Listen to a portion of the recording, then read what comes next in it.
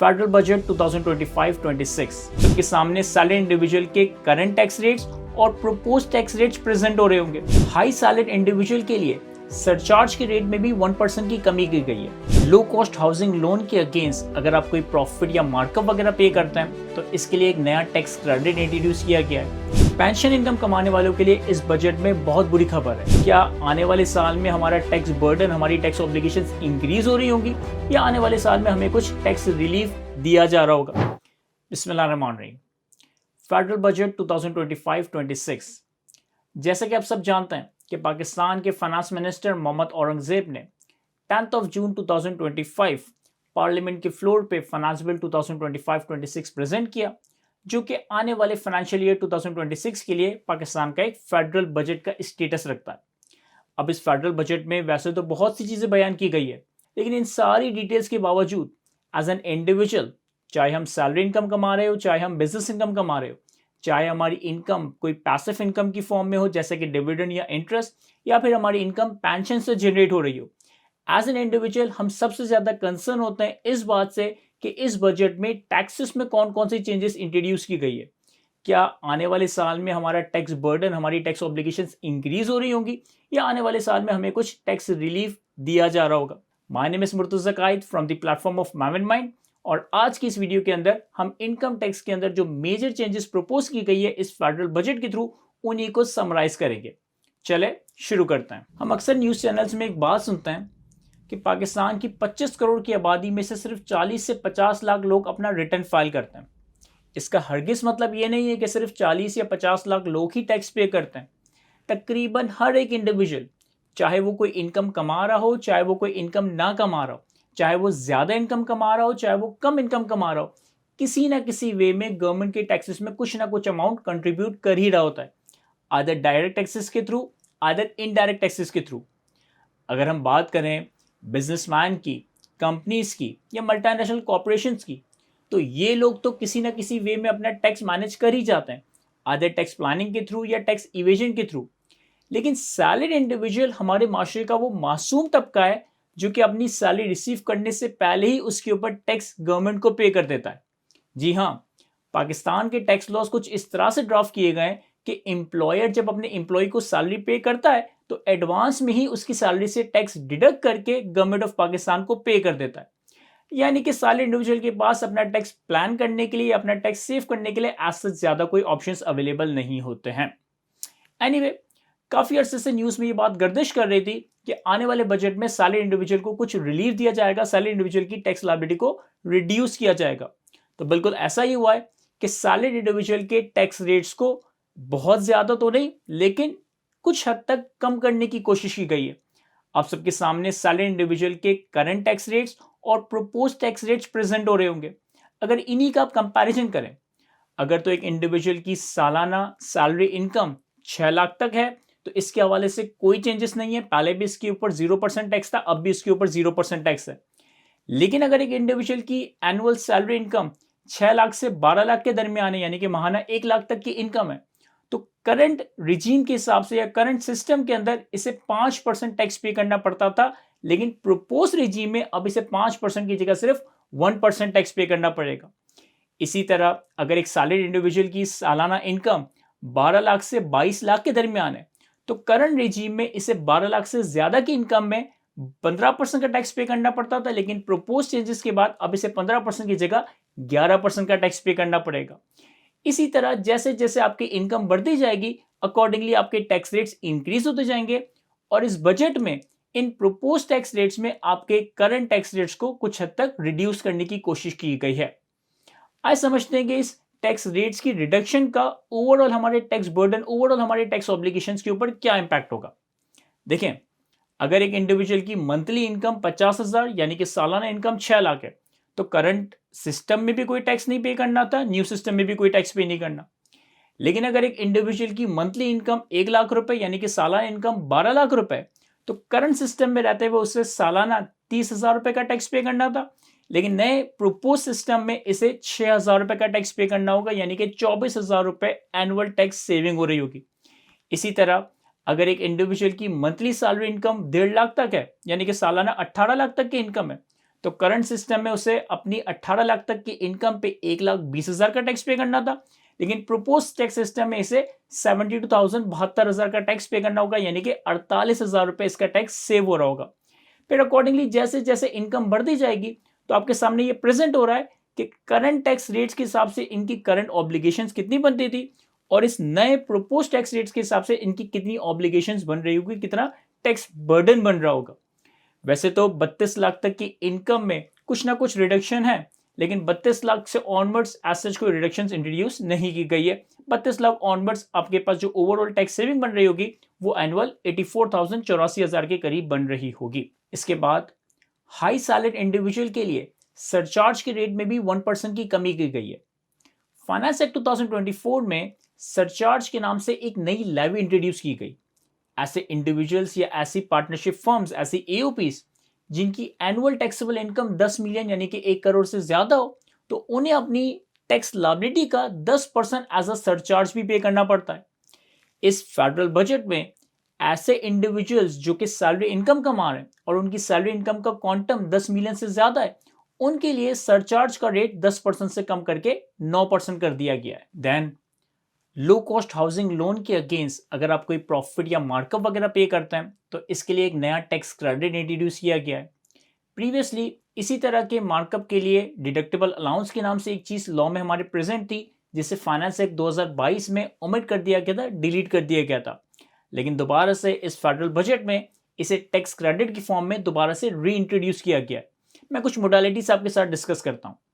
अगर एक इंडिविजुअल कोई हाउसिंग लोन लेता है किसी शेड्यूल बैंक से, किसी फाइनेंशियल इंस्टीट्यूशन से या गवर्नमेंट या स्टैट्यूटरी बॉडी से, और उस लोन की यूटिलाइजेशन करता है कंस्ट्रक्शन या एक्विजिशन ऑफ हाउस के लिए, कंस्ट्रक्शन या एक्विजिशन ऑफ लैंड के लिए, लेकिन लैंड और हाउस का एरिया स्पेसिफाइड है, या तो कोई लैंड परचेज की जाए लेस देन 2,500 स्क्वायर फीट, या फिर कोई फ्लैट परचेज किया जाए जिसका total area less than 2,000 square feet हो, तो इस सिनेरियो में इस लोन के ऊपर जो भी मार्कअप, जो भी प्रॉफिट पे किया जाएगा, इस मार्कअप और प्रॉफिट के अगेंस्ट हमें एक टैक्स क्रेडिट अलाउ करवाया जाएगा। टैक्स क्रेडिट को बड़ा इजीली कैलकुलेट किया जा सकता है कि आपका average rate of tax workout किया जाएगा और एवरेज रेट ऑफ टैक्स को मल्टीप्लाई किया जाएगा उस प्रॉफिट ऑन डेट, उस मार्कअप की अमाउंट से, या फिर आपकी टैक्सेबल इनकम के 30% से विच एवर इज लोअर, और जो भी अमाउंट वर्कआउट होगा टैक्स क्रेडिट का, इससे आप अपनी टैक्स लायबिलिटी से रिड्यूस कर सकेंगे। देन पेंशन इनकम कमाने वालों के लिए इस बजट में बहुत बुरी खबर है। इनकम टैक्स ऑर्डिनेंस के सेकंड शेड्यूल में पेंशन से रिलेटेड, एन्युटी से रिलेटेड, कंप्यूटेशन ऑफ पेंशन से रिलेटेड मल्टीपल एग्जम्पशंस या मल्टीपल कंसेशंस वगैरह प्रोवाइडेड थे। फेडरल बजट में इन सारी एग्जम्पशंस, इन सारी कंसेशंस को जो कि पेंशन से रिलेट करती थी, इनको डिलीट कर दिया गया है और पेंशन इनकम के ऊपर भी टैक्स इंट्रोड्यूस किया गया है। बेसिकली टैक्स कुछ इस तरह से इंट्रोड्यूस किया गया है कि अगर आपकी एनुअल पेंशन इनकम 10 मिलियन से कम यानी कि 1 करोड़ से कम है, तो इस सिचुएशन में तो आपको पेंशन के ऊपर कोई टैक्स पे नहीं करना। लेकिन अगर आपकी सालाना पेंशन से आने वाली इनकम 10 मिलियन 1 करोड़ से ज्यादा है, तो आपको अपनी पेंशन इनकम पे 5% का टैक्स पे करना होगा। और अकॉर्डिंगली नेसेसरी अमेंडमेंट्स की गई है विदहोल्डिंग के प्रोविजंस में, यानी कि जब एक एम्प्लॉयर या पेंशन को पे करने वाला बंदा किसी फॉर्मर एम्प्लॉय को पेंशन पे करेगा, तो उसी की जिम्मेदारी बना दी गई है कि वो पेंशन के ऊपर टैक्स विदहोल्ड करके गवर्नमेंट की ट्रेजरी में जमा करवा देगा। इसके बाद इनकम टैक्स लॉ में फुल टाइम टीचर और रिसर्चर की सैलरी इनकम की रिबेट के हवाले से कुछ कंफ्यूजन्स थी। पास्ट में इसे डिलीट कर दिया गया था, लेकिन फिर री इंट्रोड्यूस किया गया था, तो एक एरर सा क्रिएट हो गया था। तो इस फेडरल बजट में इसको क्लैरिफाई कर दिया गया है, यानी कि फुल टाइम टीचर और रिसर्चर की सैलरी इनकम के 25% टैक्स रिबेट को रिस्टोर कर दिया गया। लेकिन इस रिबेट को रिस्टोर किया गया फॉर लिमिटेड टाइम पीरियड। इसकी रिस्टोरेशन है from tax year 2022 to tax year 2025 only. Tax year 2025 के बाद यानी कि आने वाले फाइनेंशियल ईयर में टीचर और फुल टाइम रिसर्चर के लिए कोई टैक्स रिबेट एग्जिस्ट नहीं करता है। Then super tax under section 4C के टैक्स रेट्स में भी 0.5% की रिडक्शन की गई है। फाइनेंस एक्ट 2021 में टैक्स ईयर 2022 और आने वाले सालों के लिए हाई इनकम अर्नर्स के लिए एक नया सुपर टैक्स इंट्रोड्यूस किया गया था अंडर सेक्शन 4C, और डिफरेंट इनकम ब्रैकेट के हवाले से, डिफरेंट इनकम ब्रैकेट के हिसाब से अकॉर्डिंगली सुपर टैक्स के रेट्स प्रपोज किए गए थे। अब फेडरल बजट में अगर एक पर्सन की income as per section 4C 200 million से कम है या फिर 500 मिलियन से ज़्यादा है, तो इसके लिए तो सुपर टैक्स के रेट में कोई कमी नहीं की गई। लेकिन अगर आपकी इनकम 200 मिलियन से ज़्यादा अप टू 500 मिलियन है, तो इस सिनेरियो में आपके सुपर टैक्स के रेट में 0.5% की कमी की गई है। 2% का रेट बन जाएगा 1.5%, 3% का रेट बन जाएगा 2.5% और अकॉर्डिंगली 8% तक के रेट को रिड्यूस करके 7.5% कर दिया गया है। अब हम बात करते हैं इनकम टैक्स में वो चेंजेस जो कि किसी बिजनेस इंडिविजुअल को डायरेक्टली अफेक्ट कर रही होगी। सबसे मेजर चेंज है आई गेस सर्विसेज की विदहोल्डिंग टैक्स रेट्स में। करंट सिनेरियो में सर्विसेज के ऊपर, स्पेसिफाइड सर्विसेज के ऊपर 4% से विदहोल्डिंग टैक्स अट्रैक्ट होता है और नॉन स्पेसिफाइड सर्विसेज के केस में 9% या 11% depending upon the status of the service provider as individual, AOP और कंपनी 9% या 11% की विदहोल्डिंग होती है। फेडरल बजट में सर्विसेज की विदहोल्डिंग के टैक्स रेट्स को भी इंक्रीज किया गया है। स्पेसिफाइड सर्विसेज का विदहोल्डिंग का टैक्स रेट 4% से बढ़ाकर 6% कर दिया गया है, लेकिन सिर्फ आईटी और आईटी इनेबल सर्विसेज के लिए रेट 4% ही रखा गया है। बाकी सारी सर्विसेज के लिए फ्लैट रेट 15% कर दिया गया है। यानी कि इंडिविजुअल हो, एओपी हो या फिर कंपनी हो, अगर वो सर्विस प्रोवाइड करते हैं किसी विदहोल्डिंग एजेंट को, तो अब उनकी 15% से विदहोल्डिंग हो रही होगी। इसी तरह से स्पोर्ट्स पर्सन के कॉन्ट्रैक्ट पे भी 10% की विदहोल्डिंग रेट को बढ़ाकर 15% कर दिया गया। देन इनकम टैक्स लॉस के तहत जब हम अपनी बिजनेस इनकम कैलकुलेट करते हैं तो हमें बहुत से एक्सपेंसेस को माइनस करने की इजाजत दी जाती है। इसके अलावा इनकम टैक्स ऑर्डिनेंस का एक बहुत ही इंपॉर्टेंट सेक्शन है सेक्शन 21, जो कि बिजनेस इनकम को कैलकुलेट करते वक्त बहुत से एक्सपेंसेस को डिसअलाउ करता है subject to some non compliance. Federal budget में इसी डिसअलाउंस के सेक्शन में कुछ चेंजेस की गई है, कुछ एग्जिस्टिंग क्लॉज को डिलीट किया गया है और कुछ नई क्लॉजेस ऐड की गई है।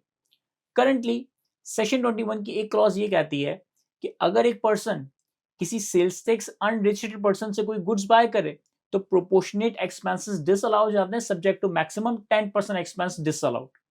इस क्लॉज को, इस डिसअलाउंस को ओमिट कर दिया गया है और इसकी जगह एक नई डिसअलाउंस की क्लॉज ऐड की गई है।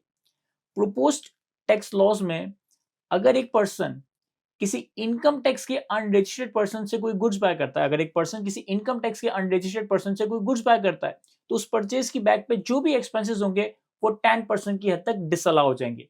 लेकिन यहां पर एक एक्सेप्शन भी दी गई है कि अगर आप एक एग्रीकल्चर प्रोड्यूस बाय करते हैं डायरेक्टली किसी एग्रीकल्चर ग्रोअर से, इस केस में ये डिसअलाउंस अप्लाई नहीं होगी। अदरवाइज अगर आप कोई गुड्स बाय करते हैं किसी अनरजिस्टर्ड पर्सन से, यानी कि जिसके पास एनटीएन नहीं है, तो इस केस में आपकी 10% परचेजेस का एक्सपेंस डिसअलाउ हो जाएगा। देन एक और नया क्लॉज ऐड किया गया इस डिसअलाउंसेस के सेक्शन में। बेसिकली ये क्लॉज ये कहता है कि अगर कोई पर्सन कोई सेल्स करता है और सेल्स की जो इनवॉइस है उसकी इनवॉइस की वैल्यू 2 लाख या 2 लाख से ज्यादा है, 2 लाख से ज्यादा है, और उस 2 लाख से ज्यादा की सेल्स इनवॉइस के अगेंस्ट आपने पेमेंट कैश में रिसीव कर ली, तो इस केस में इस इनकम के अगेंस्ट, इस सेल्स के अगेंस्ट आपके जो भी एक्सपेंसेस होंगे वो 50% डिसअलाउ हो जाएंगे। यानी कि अगर आप गुड्स सेल करते हैं और आपकी इनवॉइस 2 लाख से ज्यादा की बनती है, तो फिर लाजिम है कि आप सामने वाले सेलर, आप सामने वाले बायर से पेमेंट बैंकिंग चैनल के थ्रू या क्रॉस चेक के थ्रू ही रिसीव करें। अदरवाइज अगर आपने पेमेंट कैश में रिसीव की तो आपको ये कॉन्सिक्वेंस बर्दाश्त करना पड़ेगा कि आपका 50% एक्सपेंडिचर उस सेल के अगेंस्ट डिसअलाउ कर दिया जाएगा। इसके अलावा सेक्शन 21 का ही एक क्लॉज ये भी कहता है कि अगर किसी एक्सपेंसेस की पेमेंट करते वक्त as a payer of the transaction हमारे ऊपर विदहोल्डिंग की रिस्पॉन्सिबिलिटी आए तो हमें वो विदहोल्डिंग की ऑब्लिगेशन, विदहोल्डिंग की जिम्मेदारी को पूरा करना है। और अगर हम वो विदहोल्डिंग की ऑब्लिगेशन को पूरा ना करें तो फिर अकॉर्डिंगली हमारा वो एक्सपेंस डिसअलाउ हो जाता है।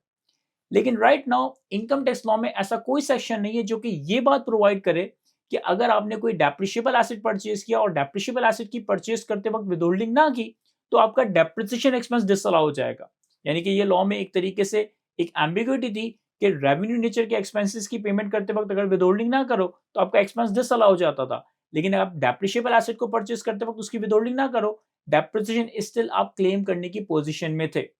अब प्रपोज ये किया गया है कि अगर कोई डेप्रिशिएबल एसेट परचेज करते वक्त आपने पेमेंट के ऊपर विदहोल्डिंग ना की, जो कि आपको विदहोल्डिंग करना चाहिए थी, तो फिर नतीजतन ये होगा कि जितनी अमाउंट के ऊपर आपने विदहोल्डिंग नहीं की होगी उस अमाउंट के अगेंस्ट आप डेप्रिसिएशन एक्सपेंस भी क्लेम नहीं कर सकेंगे। इसके अलावा इनकम टैक्स लॉ में यह है कि इंटेंजिबल्स के केस में अगर किसी इंटेंजिबल की यूजफुल लाइफ असर्टेनेबल ना हो तो हम इसे 25 ईयर की अज्यूम्ड यूजफुल लाइफ के पे अमोर्टाइज करते हैं। प्रपोज ये किया गया कि अगर एक इंटेंजिबल की यूजफुल लाइफ असर्टेनेबल नहीं है तो फिर इसकी यूजफुल लाइफ 25 साल नहीं बल्कि 15 साल कंसिडर की जाएगी और इस इंटेंजिबल को हम 15 साल की लाइफ पे अमोर्टाइज कर रहे होंगे। देन एक और major change turnover tax minimum tax के कैरी फॉरवर्ड के हवाले से। देखें, अगर कोई बिजनेस लॉस जनरेट करे या कोई बिजनेस की टैक्सेबल इनकम बहुत ही नैरो बहुत ही कम आ रही हो तो फिर इस बिजनेस के ऊपर रिस्पॉन्सिबिलिटी आयद होती है कि वो अपने टर्नओवर का 1.25% एक टर्नओवर टैक्स मिनिमम टैक्स पे करता है। और जो भी आप टर्नओवर टैक्स मिनिमम टैक्स पे करते हो इसे आप सब्सिक्वेंटली कैरी फॉरवर्ड करके सब्सिक्वेंट ईयर की टैक्स लायबिलिटी से एडजस्ट कर सकते हो। प्रीवियसली हम इस मिनिमम टैक्स को 5 साल तक कैरी फॉरवर्ड कर सकते थे, लेकिन पास्ट में लॉ में अमेंडमेंट्स करके इस कैरी फॉरवर्ड के पीरियड को 5 साल से कम करके 3 साल कर दिया गया था। अब इस फेडरल बजट में इस 3 साल की कैरी फॉरवर्ड पीरियड को मजीद कम करके 2 साल कर दिया गया है। यानी कि अगर कोई बिजनेस टैक्स लॉसेस की वजह से या नैरो टैक्सेबल इनकम होने की वजह से turnover tax minimum tax discharge करता है तो जो भी वो टर्नओवर टैक्स या मिनिमम टैक्स डिस्चार्ज करेगा इसे मैक्सिमम अगले 2 साल तक ही कैरी फॉरवर्ड कर सकेगा। इसे मैक्सिमम अगले 2 साल तक कैरी फॉरवर्ड करके अपनी टैक्स लायबिलिटी से एडजस्ट कर सकेगा। ऑलराइट, एक नया फाइनल टैक्स इवन एक नई लेवी इंट्रोड्यूस की गई है with the name of digital transaction proceeds levy. इस लेवी की अम्ब्रेला में बैंकिंग कंपनीज, पेमेंट इंटरमीडियरीज और कुरियर सर्विसेज को रिस्पॉन्सिबिलिटी आयद की गई है कि जितने भी पाकिस्तान के लोकल वेंडर्स जो कि किसी वेबसाइट के थ्रू, किसी ऑनलाइन प्लेटफॉर्म के थ्रू, किसी ऑनलाइन वेबसाइट के थ्रू या लोकली जो गुड्स या सर्विसेज सेल करते हैं, डिजिटली ऑर्डर्ड गुड्स या सर्विसेज सेल करते हैं, उनकी पेमेंट से 0.25% से लेकर 2% तक का टैक्स कलेक्ट और डिडक्ट करके एफबीआर को पे करेंगी। अभी बैंकिंग कंपनीज की, कुरियर कंपनीज की और पेमेंट इंटरमीडिएट्स की जिम्मेदारी है कि वो इन सारे लोकल वेंडर्स की जितनी भी ऑनलाइन सेल्स होती है, जितनी भी ऑनलाइन गुड्स एंड सर्विसेज की सेल होती है, आइदर ट्रांजैक्शन की वैल्यू की बेसिस पे या नेचर ऑफ गुड्स की बेसिस पे 0.25% आइदर 1% या 2% का advance tax final tax collected deduct करके एफबीआर को प्रोवाइड करेगी। साथ साथ in banking companies in courier services की ये भी जिम्मेदारी है कि वो इन सारे सेलर्स का डाटा भी एफबीआर के कमिश्नर को प्रोवाइड कर रही होगी। इसके अलावा नॉन फाइलर्स को पेनलाइज करने के लिए जो करंटली कैश विड्रॉल के ऊपर 0.6% से विदहोल्डिंग की जाती है, इससे 0.6% से बढ़ाकर 0.8% कर दिया गया है। यानी कि अब इस बजट के बाद अगर कोई नॉन फाइलर बैंक से कैश विड्रॉ करता है तो इसकी 0.6% की जगह 0.8% की विदहोल्डिंग होगी। यहाँ तक कि अगर एक पर्सन अपना एनटीएन इशू नहीं करवाता, अपना नेशनल टैक्स नंबर रजिस्टर्ड नहीं करता और एफबीआर उसे स्पेसिफाई कर दे, एफबीआर उसे नोटिफाई कर दे, तो ना वो कोई व्हीकल परचेज कर सकेगा, ना कोई प्रॉपर्टी परचेज कर सकेगा, ना म्यूचुअल फंड में इन्वेस्ट कर सकेगा, यहाँ तक कि वो अपना बैंक अकाउंट भी ओपन नहीं कर सकेगा। देन प्रॉफिट ऑन डेट के टैक्स रेट्स को भी इंक्रीज किया गया है। करंटली प्रॉफिट ऑन डेट की इनकम, चाहे आप किसी बैंक के सेविंग अकाउंट से, टीडीआर अकाउंट से, किसी कंपनी के टीएफसी से कोई भी प्रॉफिट ऑन डेट की इनकम कमाते हो तो इस पे 15% का फाइनल टैक्स अप्लाई होता है इंडिविजुअल और एओपी के केस में। फेडरल बजट 2025-26 में अगर आप एक बैंकिंग कंपनी से या फाइनेंशियल इंस्टीट्यूशन से प्रॉफिट ऑन डेट की इनकम कमाते हो तो इस सिनेरियो में अब आपका जो फाइनल टैक्स है वो 15% से बढ़कर 20% चार्ज किया जाएगा। देन म्यूचुअल फंड से आने वाली डिविडेंड इनकम के हवाले से भी एक टैक्स रेट की इन्हांसमेंट की गई है। बेसिकली होता यह है कि करंट सिस्टम में म्यूचुअल फंड से मिलने वाला डिविडेंड 15% पे टैक्स होता है, लेकिन फेडरल बजट में यह प्रपोज किया गया है कि अब म्यूचुअल फंड से जो डिविडेंड इनकम आप अर्न करोगे उसे 2 हिस्सों में बाइफरकेट कर दिया जाएगा।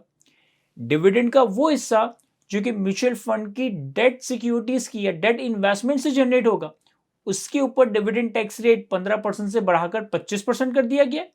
और डिविडेंड का वो हिस्सा जो कि म्यूचुअल फंड की इक्विटी इन्वेस्टमेंट से जनरेट होगा, उसके लिए डिविडेंड का टैक्स रेट 15% ही रखा गया है। दोबारा से बात करते हैं कुछ विदहोल्डिंग टैक्सेस की। जो fee for offshore digital services पे विदहोल्डिंग टैक्स था उसे 10% से बढ़ाकर 15% कर दिया गया है। इमोल प्रॉपर्टी की सेल परचेज के ऊपर जो विदहोल्डिंग के टैक्स रेट्स थे उन्हें भी चेंज किया गया, उन्हें भी इंक्रीज और डिक्रीज किया गया। अब यहाँ पर इस बजट में थोड़ी सी अजीब सी चेंजेस की गई है। बेसिकली प्रॉपर्टी की सेल के ऊपर depending upon the value of property, depending upon the fair market value of the property, जो करंटली 3%, 3.5% और 4% की विदहोल्डिंग होती थी, इसे इंक्रीज कर दिया गया है 4.5%, 5% और 5.5%। और अकॉर्डिंगली अगर कोई लेट फाइलर है और या फिर नॉन फाइलर है, नॉन एटीएल पर्सन है, तो इस केस में enhance rate, increase rate apply होंगे। तो प्रॉपर्टी की सेल के ऊपर जो विदहोल्डिंग टैक्सेस के रेट थे इन्हें इंक्रीज किया गया है। लेकिन इसी के अगेंस्ट प्रॉपर्टी की परचेजेस पे भी जो विदहोल्डिंग के टैक्स रेट्स थे, इन प्रॉपर्टी की परचेजेस के विदहोल्डिंग टैक्स रेट्स को रिड्यूस किया गया है।